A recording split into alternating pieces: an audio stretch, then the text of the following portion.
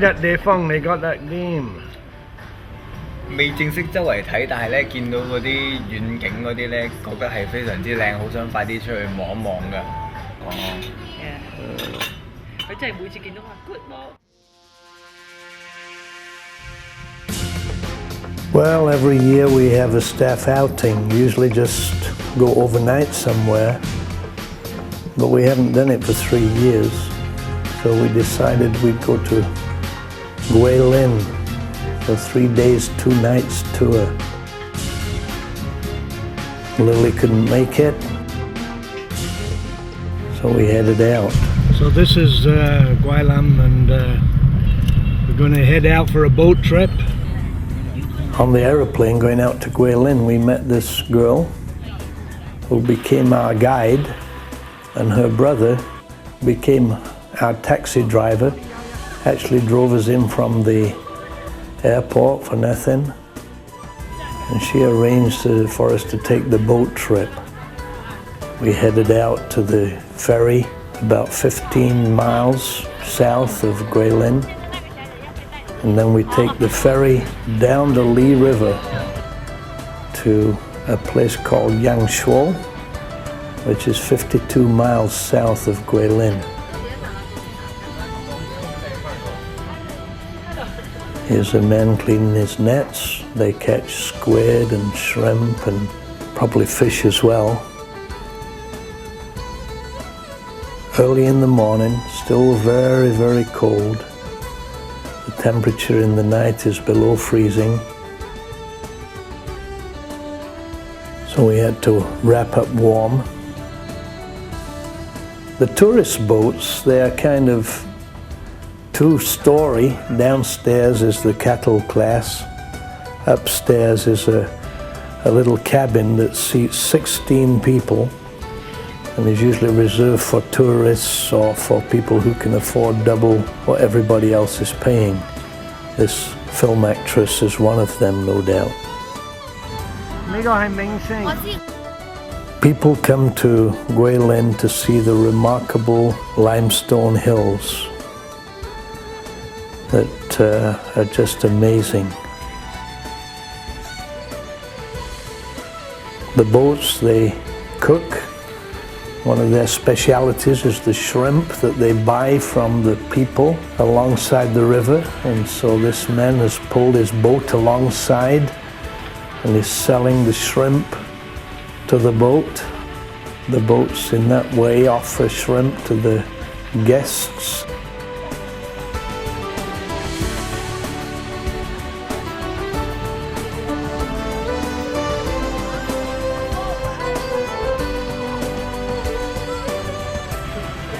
little cabin is heated so that when it gets a little cold out on deck, we can retreat inside. Having said that, I spent little time inside because I enjoyed shooting up on top. Well, the sun began to come out after a while, and the weather began to warm up a little.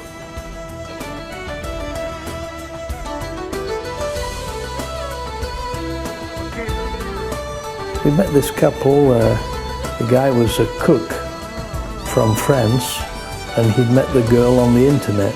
They were a nice couple. He was a real nice guy. And soon we began to come into the really good scenic areas.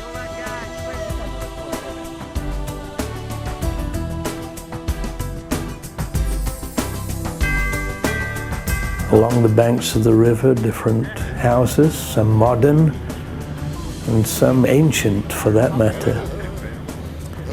And I really enjoyed to come and just to see that scenery that, in fact, I was here 25 years ago, 1981. I was on my way out to Guilin, and we stopped off here for overnight stay and basically just walked around down the riverfront in Guilin, and that was it.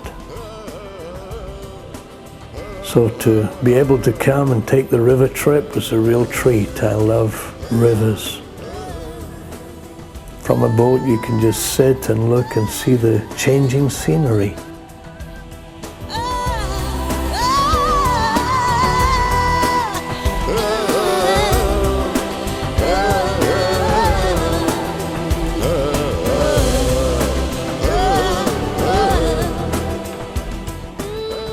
Both the hills that are the famous part of Guilin, but also the activity that happens on the riverbank. Many places, the little villages and the fishermen.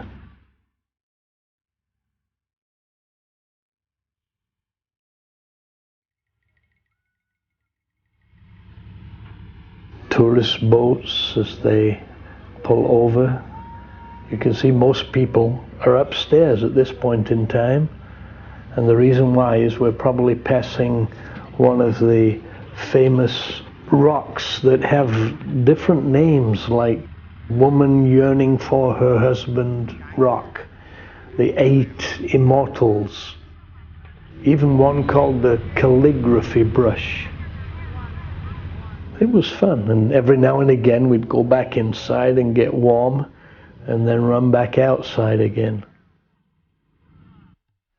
Stephen certainly enjoyed taking the pictures with his Nikon camera.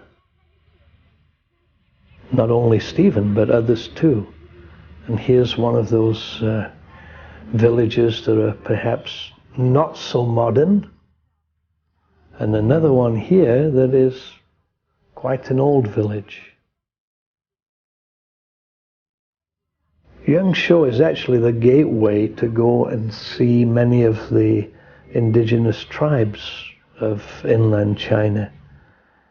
And one of the reasons I would like to come back is to be able to go and visit some of those areas. We met 2 families from, actually from Qingdao. One of the guys spoke some English.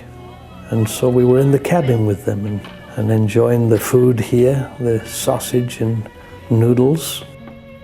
2 sisters and their husbands and their 2 children, 1 each.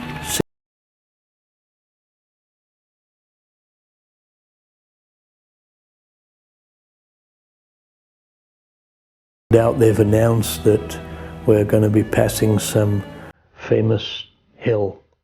And so everybody comes up to have a look.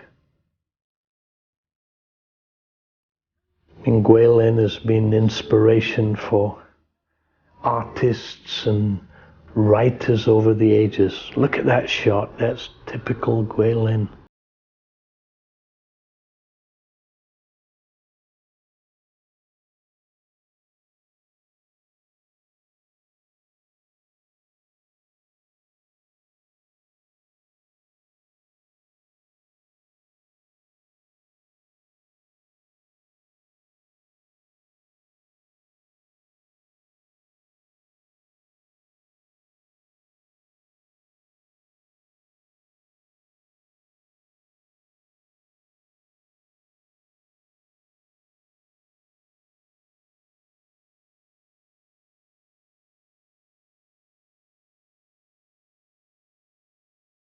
There's the man getting his shrimp on his bamboo raft.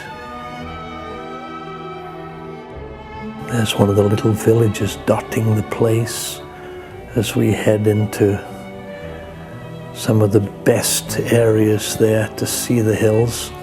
And this is Shuo. Here's the cormorant man, wondering if anybody wants to take his picture. I really enjoyed the trip. And as we disembarked, there were all the pomelo fruit traders waiting as all the people disembarked.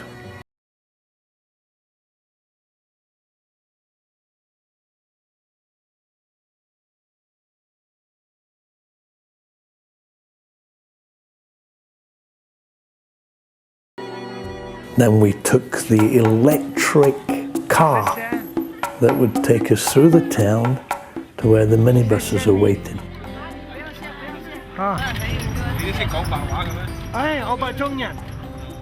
The men asked me in Chinese, "You speak the local dialect?" Now in Chinese local dialect, it literally means the white language. And my reply to him was, "Well, I'm a white man, so of course I speak the white language." It's one of my Chinese jokes that I probably repeat a few thousand times. And there's our driver taking us to where we get the minibus.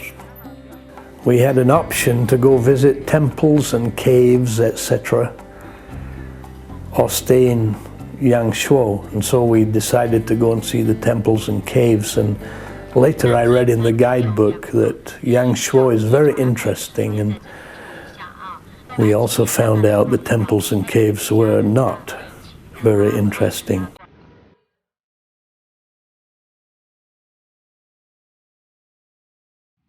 The religion in China is called Chinese folk religion, and this was actually a Taoist temple.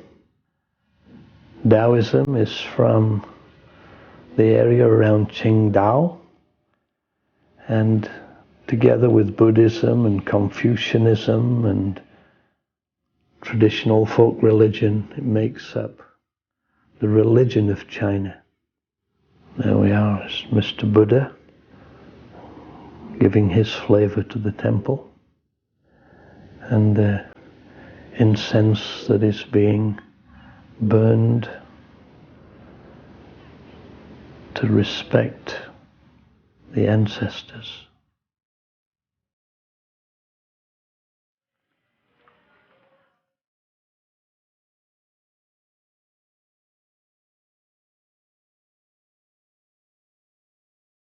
While Buddha quietly watches on.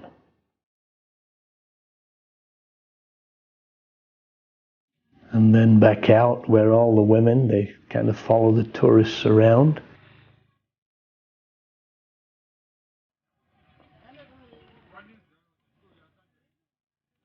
And sell their stuff, show their disdain if somebody tries to take their picture.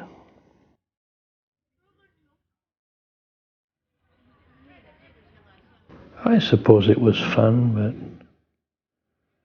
not my cup of tea, except for the pictures. These are the two sisters of the two families. They were very, very nice. So on the Guilin tour, and just visited a temple, which is terrible, but you know, we paid the money, so we thought we'd better come. So we're taking the tour. From there we went to the old banyan tree park, which, as you can imagine, the highlight of which is this old banyan tree. It was difficult to film, really. Pastor Rebecca decided to sit on a rock and survey everything. So we're at a place now called the Big Banyan Tree, and it's just over here, and it looks pretty good, really, and it's just fun. Weather is good. It's cold but not too cold, and the sun is out. As soon as the sun goes down, I think it's going to get cold. But now, great. If I look sick, it's because I was sick. I'd had a chest infection, and the antibiotics would not move it, and I was in the middle of that in a sense, but I think the rest did me good.